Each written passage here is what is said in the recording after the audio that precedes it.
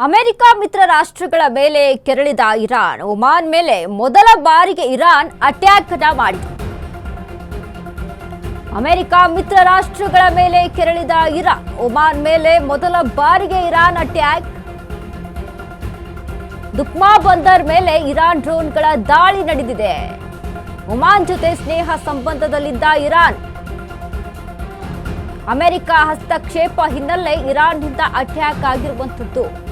ದುಖ್ಮಾ ಬಂದರಿನಲ್ಲಿ ಅಮೆರಿಕ ಯುದ್ಧ ನೌಕೆ ನಿಲ್ಲಿಸಲಾಗಿತ್ತು.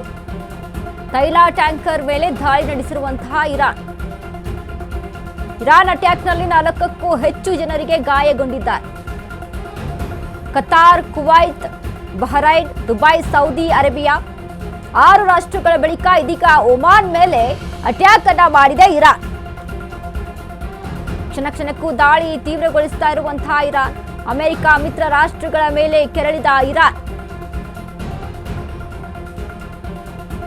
ತೈಲ ಟ್ಯಾಂಕರ್ ಮೇಲೆ ದಾಳಿ ನಡೆಸಿರುವಂತದ್ದು. ಇರಾನ್ ಅಟ್ಯಾಕ್ನಲ್ಲಿ 4ಕ್ಕೂ ಹೆಚ್ಚು ಜನರಿಗೆ ಗಾಯ ಆಗಿದೆ. ಅಮೆರಿಕ ಹಸ್ತಕ್ಷೇಪ ಹಿನ್ನೆಲೆ ಇರಾನ್ನಿಂದ ಅಟ್ಯಾಕ್ ಆಗ್ತಾ ಇರುವಂತದ್ದು.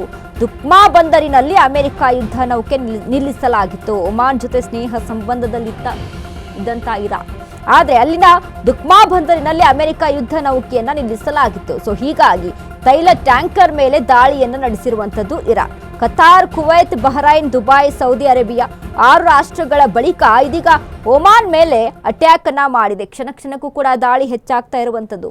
ನೋಡಿ, ಇದೀಗ ಒಮಾನ್ ಮಧ್ಯಸ್ಥಿಕೆ ಯಾವ ರೀತಿಯಾಗಿತ್ತು ಅಂತ ಆದರೆ, ಈಗ ಪರಮಾಣು ಒಪ್ಪಂದ ವಿಚಾರಕ್ಕೆ ಸಂಬಂಧಪಟ್ಟಂತೆ ಏನು ಅಮೆರಿಕ ಮತ್ತು ಇಸ್ರೇಲ್ ಹಾಗೂ ಇರಾನ್ ಏನು ಒಂದು ಸಭೆಯನ್ನು ನಡೆಸಿರುತ್ತೆ, 3 ಸುತ್ತಿನ ಕೊನೆಯ ಸಭೆ ನಡೆದಿರುವಂಥದ್ದು, ಅಲ್ಲಿ ಒಮಾನ್ ಮಧ್ಯಸ್ಥಿಕೆಯಲ್ಲಿ ಸಭೆ ನಡೆದಿರುತ್ತೆ.